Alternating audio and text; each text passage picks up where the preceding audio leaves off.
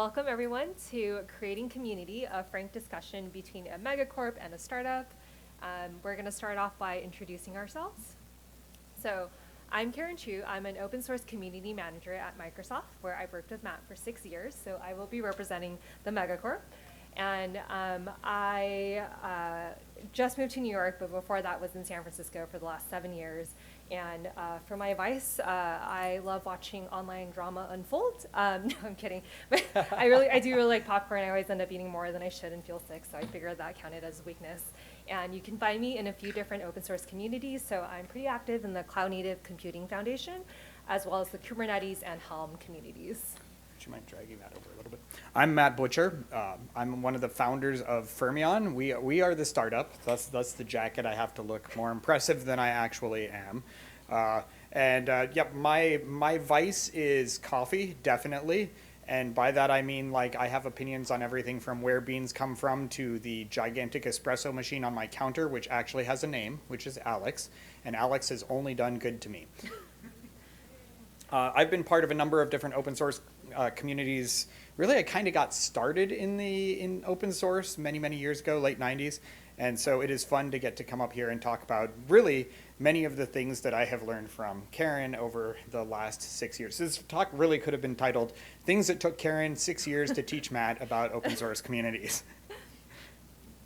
So we thought that maybe a good way to start was to give sort of like a little bit of biography sort of wrapped up in this timeline here. So Karen and I both joined Deis, I think, within about a month of each other. We were working in different departments there. I was in engineering, Karen was doing marketing. We didn't actually know each other very well at first. She would ship boxes of stuff to conferences that I was at talking and stuff like that, and I'd man the booth at things like a DevOps Day sort of thing. I'd stand at the booth and hand out things and was watching the reactions I would get to people as we gave them. An example here, I gave someone socks, right? This was early in the sock craze. Karen was one of the first people in the handing out socks category. And I gave somebody a pair of socks and he said, I just have got to thank you. I think you saved my relationship. I'm going, what? And he said, yeah, I forgot to pack socks and my significant other was giving me such a hard time about this. I think you saved my relationship. Now that guy I still talk to pretty regularly. And it's a funny way that was like the first conversation we had that has led now to a friendship with another community member that's lasted 6 or so years. Now, partway into our Deis experience, we had an all-hands meeting, and at that all-hands meeting, we had two interesting events go on. The first one was we had a hackathon, and my team of 3, we built a little project called Helm, which ended up kind of taking off and becoming a major piece of Deis's strategy.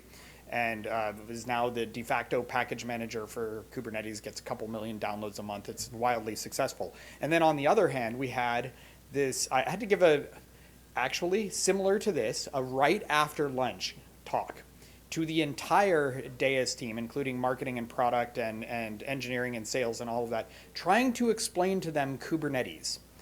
And the best thing I could do was come up with a sort of like silly little slideshow with a bunch of photographs of my kids' stuffed animals trying to explain Kubernetes. I called it the Illustrated Children's Guide to Kubernetes. And that led us in an interesting direction. Basically, Matt had the skeleton of a story, and we were able to kind of take that and make that into a children's book. And because we were at a startup and we were scrappy, we had limited budget. So the way we went about this was going to a website called Fiverr that connects you with artists who can do kind of contract work at a low budget. And yeah, we made it into like a full print book that we shared with the community. And it really took off. So we had been starting then to build up a community around Helm, this open source project, and we had started through the Illustrated Children's Guide to build up this community around Kubernetes. Well, we caught the attention of Microsoft, who was starting to build out their Kubernetes team, and they acquired Deis, they acquired Fippy and the Illustrated Children's Guide, they acquired Helm, and all of us went along with them and had a really great time working there. So that was kind of then our journey into Megacorp. So February of 2018 was the first time I tried to organize and host a conference focused on Helm through Microsoft. So the goal was to keep it low-key and neutral, and While figuring out a lot of red tape, I was able to figure out various ways to do so, to the point that to this day, lots of people still don't know that the conference was actually put on by Microsoft, because I had made sure that our presence there was equal to all the other sponsors. Then later in 2018, the Cloud Native Computing Foundation approached us about donating FIPI to the community. So CNCF, the foundation, was interested in a visual way to build a sense of community, much like how the Linux community has the penguin. Lots of projects have mascots. This was in a similar vein. And so, it was interesting to go from building or like starting the book with this scrappy budget when we were at a startup to then kind of going into the Microsoft machine and working with legal to hand over the content, and then doing a keynote to announce a donation, and then work with CNCF to release the characters under a Creative Commons license, following the culture of open source. And then COVID started, and as you all know, a lot of in-person events stopped happening, and so we didn't get to connect as much with our Helm community as much as we would have loved to during this time. So we did notice that our community was struggling a bit to just kind of be excited and keep going. So the answer to that was then kind of pivoting to doing a virtual contributor summit to just help bring people into the contributor pipeline, which we'll talk about later. And then in October of last year, we did another version of the FIPI book focused on security, and this time it was called From Double O Kates with Love. And just like with any successful open source project, the people who originally created it, Matt and myself, were able to step back a bit without hurting the project, and we had our colleague, Lachlan Evanson, lead the narrative on this version of the book, and we've also seen others in the community create their own books as well. So shortly after we launched the last of the illustrated children's guide books that I worked on, I and a group of engineers left Microsoft and decided to go out and do a startup. And so it was a chance to sort of take a new look at the many lessons we learned at Deis, the many lessons I'd learned at Microsoft, and then attempt to apply them by myself without Karen there. And so we've done a couple of conferences at this point and are just starting to understand, again, how to kind of run the playbook, how to meet people where they're at, and how to begin to build a community around what for us is a brand new product in a brand new ecosystem. We work in WebAssembly on the cloud, which is one of the big new emerging cloud native ecosystems, and it's been a really exciting time. So this gives us a great opportunity to sort of reflect on the lessons we've learned, on the times when life at a megacorp and at a small startup aren't very different. But right now we'll kick it off by talking about how sometimes size does matter, and there's some very real differences between startups and megacorps when it comes to beginning to build that community or maintaining that community. The first one is budget, unsurprisingly. For us as a startup, we don't necessarily have what you would practically refer to as an allocated chunk of marketing money, right? There's a sense in which when you take money out of a startup, regardless of where it's coming out, that's coming out of your runway for how long you as a startup can even operate. So with every single financial decision, there's a little bit of an existential component to this where you're going, okay, if I spend this much on a conference, that might mean I can't hire somebody for until farther out, or that I have to fundraise a little bit more or bring a product to market.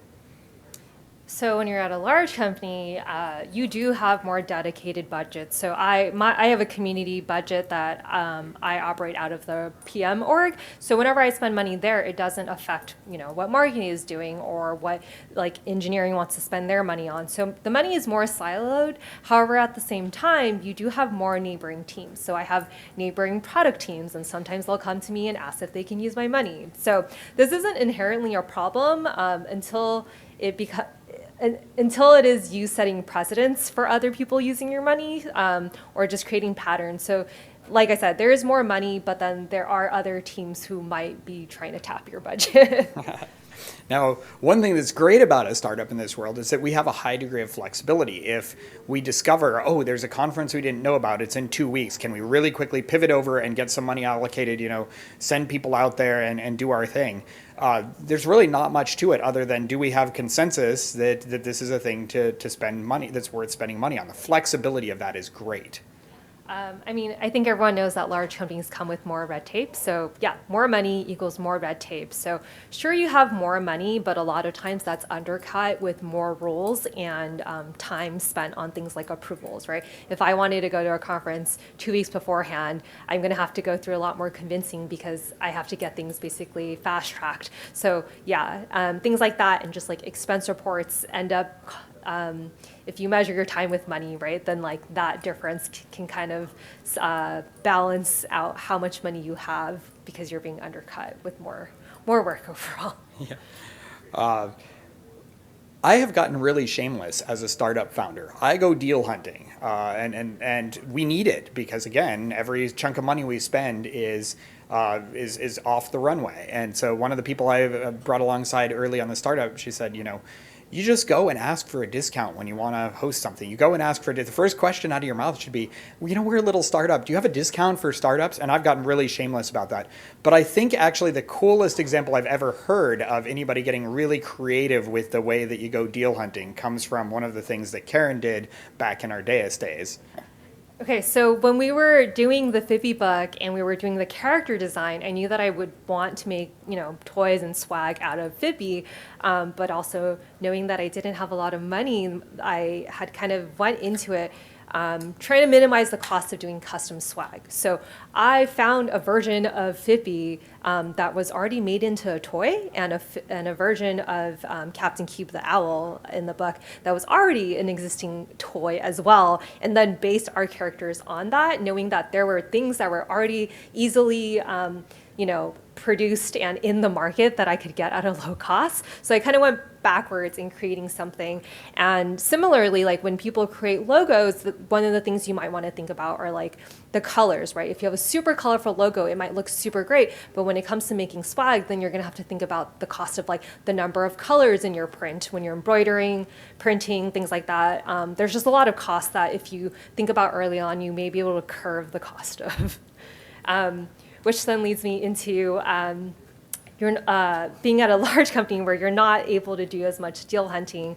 Large companies tend to have you work with approved vendors. So they're basically companies that have been vetted by Microsoft and their contractual obligations, things like that.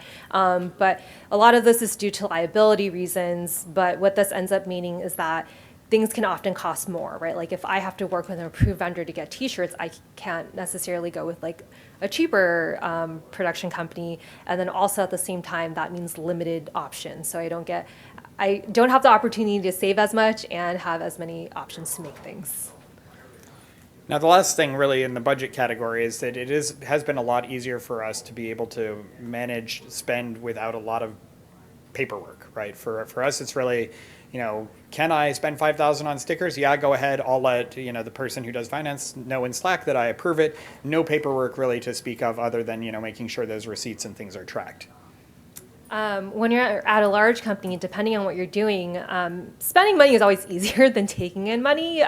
So I've learned that at a large company from my experience with planning Helm Summit earlier that I mentioned, taking in money is really complicated because then you have to go through like accounts receivable and move money through departments and all of that. So that's definitely one of the complications there. And so when I did Helm Summit, I was working with sponsors, and instead of taking in money and then, instead of taking in sponsorship money and then transferring it to whatever they were sponsoring, I had my sponsors pay the vendor. So if you were like the lunch sponsor, then you just paid the caterer. If you were like the live stream sponsor, then you just paid the tech. So there are ways to work around it, but yeah, moving money throughout a company is a lot more complicated when you're super big. Taking in money hasn't been a problem for us. We haven't yet had the opportunity to do that. I'd like to have that problem. So another big category for us is conferences. Last week I was at KubeCon. A big chunk of my team came with us to KubeCon. This week, of course, here we've done a whole bunch of conferences. That's one of the things we've really focused on as a new startup. One of the hard ones for us, hard call every time, is sponsorship. Right? Sponsorships can be really expensive at a big conference, but of course that gets your logo out in front of a whole bunch of people. We often can't afford that though. So we've looked for more creative opportunities where we could spend sponsorship dollars at something like KubeCon and host, and do something like one of the pre-days and sponsor that where the cost was much lower, but where we still got our name kind of out in front of people and started to build that early brand awareness with logo and things like that. Yeah, so when you're Microsoft and you show up to sponsor a conference, the expectation is that you're going to be sponsoring at the highest or the second highest tier sponsorship.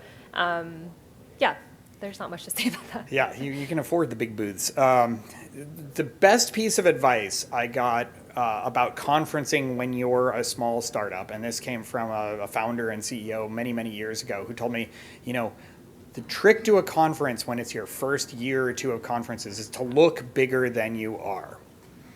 And he fleshed that out several different ways, but one of them was have another one or two more people in your booth than the people around you do, right? Because then people are looking and they're like, oh, small company. Oh, they have a lot of people in their booth, small company. And it's just sort of like you're playing a little bit with people's psychology in these cases.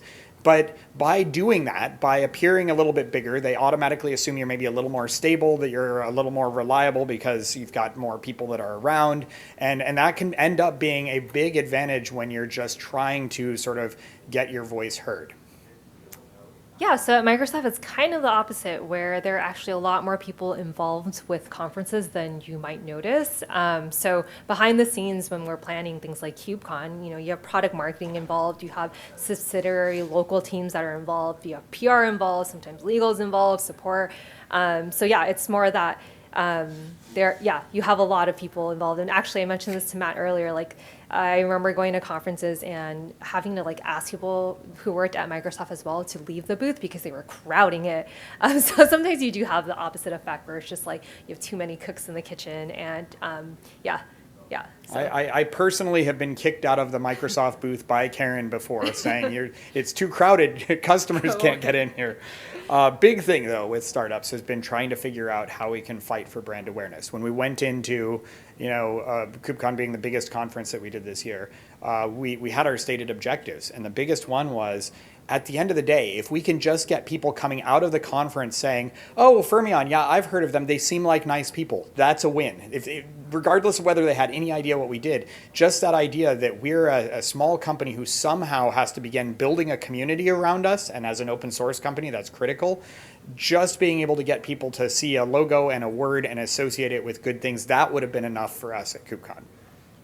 Yeah, so for us, there's less of a need to focus on brand awareness. And when people go to conferences, they're obviously, when you tell them that you're from Microsoft, the conversation then jumps straight into just solutions and kind of what do you have for me, right? So yeah, we don't have as much of a issue with brand awareness as expected. Do we have to ask for a show of hands if anybody in here hasn't heard of Microsoft? Yeah.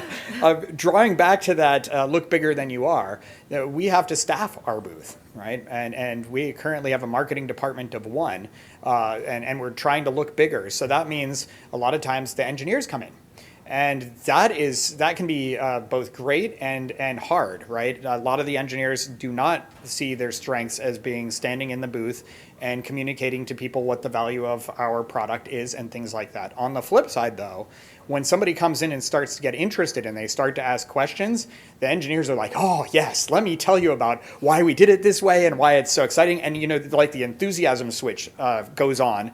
And then you see people, having 15-minute huddles over somebody's laptop on the side of the booth. And you're like, yes, this is what, this is how we get those first few fanatical people in the community who start, circulating around with their friends and colleagues. Oh, we love Fermyon because they're doing this and we're really excited about that. So, while the first 5 to 10 minutes every morning in the booth are kind of awkward, where you're like, okay, now go up to the front and say hi to people, then and I'm the worst about this, right? It really takes me 15 minutes before I feel like I can look somebody in the eye and say, hello, thanks for coming to our booth, But as soon as you get that first kind of kick of adrenaline, then it seems to go pretty well.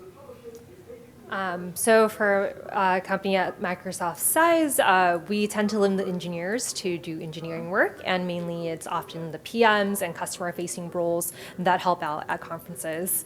And then additionally, this one, so big companies are often kind of planning their own first-party events, so they have this mentality that spending money gets you talks. And as you all know, at an open source conference, things don't necessarily work that way, right? Like, we're here because we submitted a CFP proposal and it got selected. So there's been a lot of educating the larger company about how these things work, and that, you don't just get to pay for a talk. Like, it has to be a talk that is proposed, it is reviewed, things like diversity and and demographics and things like that are addressed to make sure that it is a balanced agenda overall for the conference. That's something that I've had to kind of teach people about, at least in the open source community. And then lastly, customers expect special treatment sometimes, and that can be anything from there being customer dinners or events, or even just like them coming to you and asking for free tickets to conferences, which I never really encountered when I was at Deus. So one of our big struggles as a startup has been when it comes to DevRel and developer relations. We are a developer-oriented company, and our projects are all aimed toward software engineers and platform engineers. DevRel was a hire that we knew we wanted to do early, and it has been our hardest hire yet. You want to find the right person who loves your projects, who is passionate about the community, who has experience, and that group of people is rare to begin with. But then you also have to convince them that it's worth their time and worth the risk to join a startup instead of taking one of the many offers they have from the AWS's, Microsofts, and Googles of the world. And that one has definitely been our biggest hurdle to this point in hiring, and one of our biggest hurdles to really beginning to turn the community into what we've really long hoped that it would be. So at Microsoft, we have a fairly traditional program management program. So the program managers tend to do a lot of the DevRel work, and they end up being the ones who have the outward-facing conversations that dev evangelists often do. They talk to users. A lot of my PMs on the team that I'm on are on the boards of different foundations, and they work with engineering. So PMs kind of take on a lot of that work. So one phrase I find myself using a lot is that being a startup and trying to articulate what you do and why into the developer community just always feels like shouting into a crowd. Laura Santamaria, who's at Pulumi, she's a DevRel there, talks about it as being like the town crier and trying to get attention while you're there, but not in an obnoxious way, because you're passionate about what you do and you want to explain to people, this is why we're doing it and this is why we're so excited about it, but without being obnoxious. It's a really delicate balance. We have found that it can be really intimidating to get started there and try to do those first parts of communication without feeling like you're being pushy or obnoxious or salesy or any of those kinds of things. So with our budget, we've been able in the past to hire a lot of well-known people with existing platforms already, so sorry. Yeah. Can I have some? Yeah. But that means for us then we have to get really, really creative in the way we approach things. So for example, borrowing from sort of the inspiration Karen had with the Illustrated Children's Guide and FIPI and all of that, early on we decided that we would gamify one of our engineers' cats and built a game called Finicky Whiskers about a cat who always changes her mind about what she wants to eat. And so you're playing this game and you're trying to feed the cat while she's continually changing her mind. But inside of that is an explanation to the developers of how the system we built works and why it works the way it does and what its performance characteristics and use cases are. And then it gives us an opening at the conference booth or at an online talk or at a meetup or just through a blog post and a link to the finickyWhiskers.com game. That's a good sort of educational tool to help bring people in and get them, in a fun sort of way while they're enjoying themselves, get them involved in how the project works and why we're excited. So there isn't as much of a need for us to be creative at a large company because customers and users often come to a large company already looking for a solution. So there's less of a need to kind of wave an answer around as opposed to just have it ready when people ask questions. So Taylor Burnett, who's a DevRel at PlanetScale, I think, she one time said to me, the thing to always keep in mind about DevRel is that if you're doing it well, it's a two-way street. At Microsoft, they use PMs a lot of times to do some of the DevRel functions. We have put DevRel in the PM function at Fermyon because of this. because you do want your DevRels to go out and explain to people, this is what they do, this is, watch this video, let's get started on these kinds of things. But you also you trust that team to be the ones who bring back a message saying, oh man, tried this feature and it just totally flopped. People did not like it at all. Or, this thing, you don't talk about it very much, but this is a thing that's really eye-catching. And when people discover this, they're really excited. And they feed into the product team. And then the product team can say, all right, well, let's get that stuff on the roadmap. And let's, put that into the queue. And that can be a really profound way for us as a startup to really kind of accelerate that loop of getting the thing in front of people that is the thing they're telling us they want. So for us, I can't speak for like all big companies, but at least at Microsoft, DevRel was something that was outside of the product and engineering team. So they were technically in the engineering org, but they weren't within Azure. And so their goals and feedback loops was a little bit, I don't want to say disjointed, but just like they weren't immediately next to us, right? So it just wasn't necessarily as aligned in terms of metrics and what their goals were, as opposed to like utilizing our PMs to do a lot of the work, because our PMs have a dotted line to engineering. So another one that I feel like is probably where we as a startup have a leg up on larger companies is in the perception by open source developers of who we are and what we're doing. We get the benefit of the doubt. When we put software out there, people assume that we're being altruistic, that we have the community's best interest in mind, that we're going to do things that are good and helpful. And it's really nice to start with that. Of all benefits in the open source community, I think that one is one of the best to come in with sort of a default perception that we're doing a good thing. So even if you're not at a big or even if you weren't around for something that happened at a big company, that history follows you. So you represent your company and people will hold you to that. Actually, Matt, do you want to share the incident when we went? So we did a talk at Open Source Summit in 2019 in Lyon, and it was also about like open source community as well, but yeah. I was in the middle of talking about how building trust was a thing that you wanted to do with the community. And someone stood up in the middle of my presentation, sitting right about in that part of the room, stood up and said, you don't deserve trust because you come from Microsoft. And I'm like in the middle of the speech, I'm like, but that was a really visceral, in the moment expression by somebody who was literally upset hearing somebody from Microsoft talk about trust because she had been burned by Microsoft's bad relation with open source community in like the early 2000s or earlier, way before I was at Microsoft. And a good reminder that when you're a representative of a company, you're a representative of the company and all of its history. Going on then, limited resources. The nice thing is that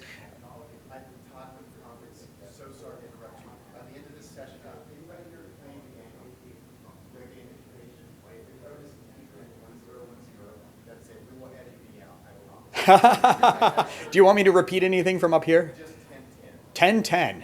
10-10. So some people are claiming we've got a gamification component to ATO. Yeah. And if you attend a featured session, you can actually be awarded points for attending a featured session. So, but you have to put the code in to the mobile app in order to be awarded the points. And the code is 1010.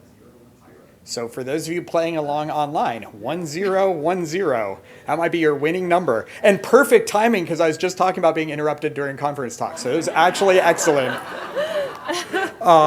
This though was not like that one. He didn't appear to be angry with me and did not have a bone to pick. So a lot of times with a small startup, people perceive us as having limited resources, and that's nice because we do in fact have limited resources. But they don't assume that we're going to assign 50 engineers to every open source project and answer their PR within 24 hours or less. They understand and give us a little bit of grace that we're all busy and that we're stretched thin. When you're a big company, they expect lots of money to be thrown at problems, and sometimes that's true, but not always.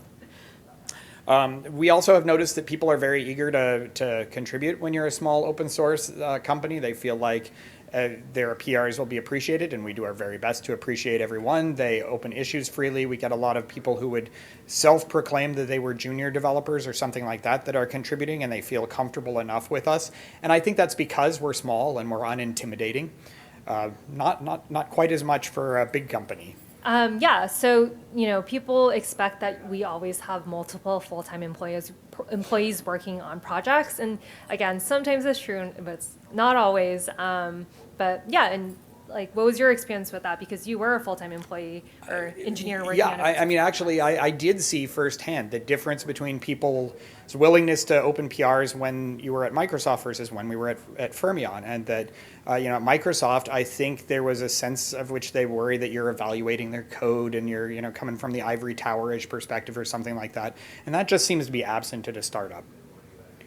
So the other thing they assume, for better or worse, is that as a startup, you're not there to make money. The problem is we are, right? We need to pay the paychecks of the people that work for us, and it can sometimes be a little bit awkward to express to people, yes, all these open source projects are going to be open source projects, for the duration of the company, but we also do have to figure out some way to monetize it. And that's the one area as a startup where it feels like you're broaching a subject that people start to feel a little bit awkward about. Oh, yes. Okay. So there's sometimes general skepticism that you're fully invested in open source all the way when you're coming from a big company. And oftentimes I go to conferences and people will just be like, what are you selling? I am not selling anything. I work full-time on open source. It's true. But yeah, that's kind of the assumption by people. One big relief for us is that the community is rather accepting of our making mistakes. We misconfigure our Discord and people are like, oh, you're a startup, I understand. You make a mistake on merging a PR that wasn't ready yet or something like that. They tend to be very forgiving.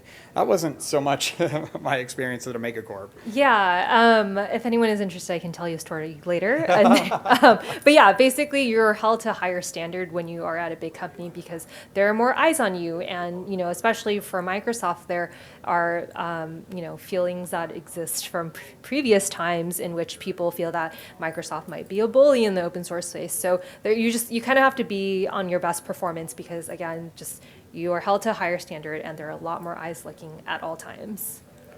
Now, as a startup, it can often be hard to convince your community that you have staying power, and that means people might not be as likely to dive all in and make a big commitment to anything you're doing.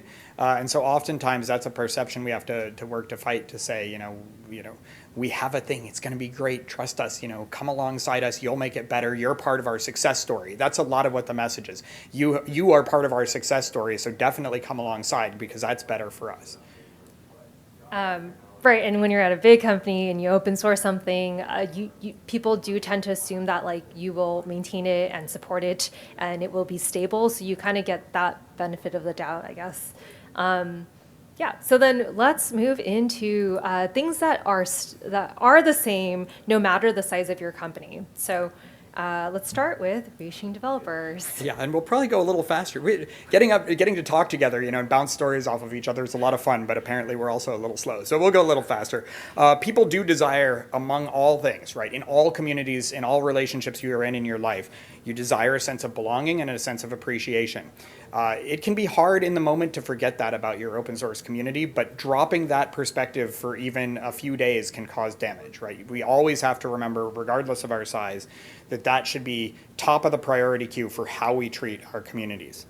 So in open source communities, there are lots of neutral meeting grounds. There are lots of foundation Slacks, conferences, meetups, things like that. So whether you're a big company or a small company, you actually need to just meet your community where they are. And because it's open source, it's generally going to be in a neutral meeting ground. Yeah, tone and vernacular in your voice can be a big deal. I'm actually counting the number of mistakes I've made already in this talk. You want to be casual, you want to be open, you want to be inclusive in your language, which is where I made my mistake earlier, for those of you who caught it too. And we work on that, and that's something that's very important to us. You don't want to come across as formal and stodgy. You don't want to come across as building a wall between us, the official maintainers, and all of those people who are just users. So a lot of that just has to do with the way we talk and the way we speak. So there are a lot of norms that are already established in open source communities. So it's important, whether you're a big company or a small company, to kind of abide by them. So, there are lots of things like code of conducts that you can use, that you should consistently use across different communities and spaces, docs, licenses, readmes, the way you file issues. A lot of this has already been established, so you should adhere to the established ways already, because that will help lower the barrier to entry. Social media is a big one these days, and we are going to talk about Twitter, even though we currently all have feels about Twitter. But GitHub is a safe one to talk about. GitHub has become the center of our open source universe, right? It's just the de facto place to meet, and we meet, together. There's no difference in the GitHub UI whether you've got 300,000 people in your company or one. And that means in some ways it's a level playing field. We try and adopt similar patterns to each other. And all of those things end up being good ways good levelers so that small startups and big megacorps both have an equal opportunity on that field.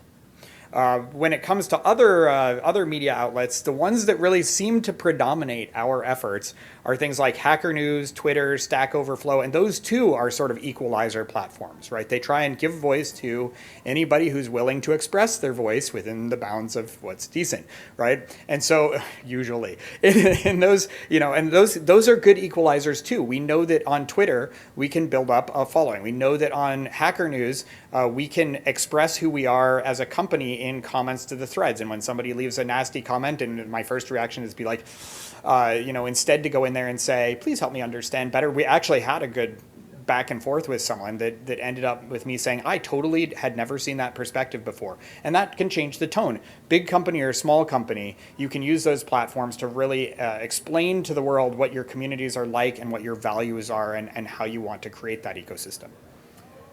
So the way you talk in public forums should really stay the same as well, in which, whatever platform you're on, know that it is a public platform and that everyone is looking. In open source, one of the things you really value is, openness and transparency. So just make sure you're talking in a way where the things that you want to share are things that, people will look at and, just abide by the code of conduct and just know that everything you say is in a public space and don't say anything you shouldn't. And the internet never forgets. Yes. And then so individual identities in open source communities extend beyond your company identity, right? So a lot of the times, no matter if you're from a big company or a small company, the community wants to know the people behind a project. That's all I really have to say about that. Handling growth has been a big, interesting one, both in a big company and a small one. Technical resources, the need for those keeps growing as we go. You've got to do CI/CD if you're doing an open source project. GitHub can you go from free tier to maybe paid tier for some things. Slack can get expensive. We realized with Helm, as we were going, right? This is an open source project that never really was officially blessed by one company. It was open source in the community from day one. We were still racking up $120,000 plus a month bills on our usage on AWS and Azure and different cloud platforms that we use just because of the egress traffic. So success can come at a cost. I don't know if I, as a startup founder, would have been able to swallow that level of cost. It was great that at the time Microsoft could step in and kind of help out with that, or in fact fund it. It can be hard. The kind of hardest part of growing a community is the first $100 or first 100 users. It's like the old first $1 million is the hardest, or first 10 million, whatever. The first 100 users are the hardest, and really kind of reaching those and having them come alongside you, because those first 100 users have to come alongside you. They're not customers, they're co-participants in what you're building. And consequently, that can be a very difficult and somewhat discouraging push as you're starting to work toward that. And then once you hit it and those 100 become force multipliers for you, and you see them reaching out to 10, 50, hundreds of people themselves, it really can take off. And 100 is not a magic number. A lot of that is going to depend on the project and the reach and the target and stuff like that. But there does seem to be this threshold where you hit it, that first kernel of community becomes the force multiplier and really helps you grow very quickly. And that doesn't change whether you're a large company or a small company. It's just that first part is hard. And as your project grows, you need to start thinking about how you can rely on your community to grow, because you're not going to always be able to just handle everything. So it's good to have contributor pipelines in order to help move community members from being a community member to a contributor to potentially maintainers. So again, kind of just thinking about these things for down the line. And then this comes a lot later, but eventually you may need to turn over people on the project and transition and whatnot. And so another last part of kind of the contributor pipeline is also to set up a way to move people off projects, right? Because You don't want it Yeah. to be disruptive. Like, you want to create kind of guidelines on how to do that properly, make sure everything's documented, and like figure out if you can move people to like emeritus status, things like that. So just whatever the size of your company, again, you kind of have to think about the contributor pipeline and turnover and things like that. So community tools are another area that as a small startup and as a megacorp, you really end up with a similar set of problems to solve and a similar set of tools that are available. So kind of just going back to what I talked about, the contributor pipeline, this is similar to the OSS funnel, right? Like you have your community members, people who are using your project, contributors. You don't necessarily want everyone to become a maintainer, but you do want to make sure that there are tools and things in place to help them participate in a healthy level. And then actually, I guess I did kind of explain the contributor pipeline, but basically you want to have a way of kind of tracking how people move through your project. So you want to track their progression. So again, it's kind of like you have people join your project usually at like a user level or a community member level. And again, as they get more involved, they can become a contributor or eventually become a maintainer, right? So just having tools and documentation around how they can kind of move up the quote unquote ladder. I'm just going to talk about Orbit Okay. and stuff like that, and we'll go on from here. Community tools, engagement tools like Orbit.love, and I'm told Common Room. I'll go talk to Common Room. If any of you are from Common Room, I'd love to talk to you because I've never even tried it. But tools like that have been invaluable for us as a startup. Tools that help us understand not just how many people are visiting, but how those people are engaging and how to kind of work them from in the orbit model, right? The fourth orbit out there where they're just kind of taking a quick look at your thing down all the way into the first orbit where they're actively engaged in contributing and in working on the issue queue and pull requests with you. So the tools like that can be absolutely priceless when you're a startup, but also when you're a megacorp. Right? You know, getting visibility into who's using the project and why is just the thing you need in order to put momentum behind your project. So we'll skip ahead and do the takeaways. Okay, cool. And I think I'll just pick one, and this would be the one. Do you want to use it? Yeah, I could do this one. No, I want to do the next one. We should, okay, so basically, I think this is important, just that like, whether you're a big company or a small company, luckily because we're in open source, a lot of things kind of balance out, right? Because by design, open source is kind of meant to help level the playing field and be an inclusive environment. So the culture does try to balance things out. Like Matt mentioned, GitHub is a neutral third-party meeting place where you can post your project on GitHub. It doesn't matter what size you are. If it's good, it's good. Again, the open source culture includes inclusiveness across demographics, time zones, geography, and then also just the concept of open CFPs at conferences really helps neutralizes things because they're actively trying to balance out the agenda and have diverse perspectives. Okay. And I think the last one, and it's the reason we're all here in this room, right? The North Star for us is always the respect for the community and building into the community a sense of mutual respect for each other. Do you want to do? Let's do the last two. I think there's. Okay, all right. We got Okay. a minute. Reaching people, again, requires creatively breaking out. You're screaming into the void, so you got to figure out some clever ways to get a message out there in a noisy ecosystem. Okay, and the last one is just, show your community members appreciation and gratitude and put credit where credit is due. It doesn't matter if you're a big company or a small company, people are helping you. You should appreciate that and just pay attention and recognize the people who show up and put in work. And don't just do this once, do this consistently. Yeah. This needs to be an ongoing effort because your community is more likely to commit if they see that you're committed as well. Yeah, nothing feeds the souls of longtime maintainers like getting a hat or something with the logo on. We got hats this week that Karen jackets. put together, jackets from the Helm community, and that meant a lot because it's been a lot of work over the years. It was great to get to talk about all this stuff. Thank you all very much for being here today.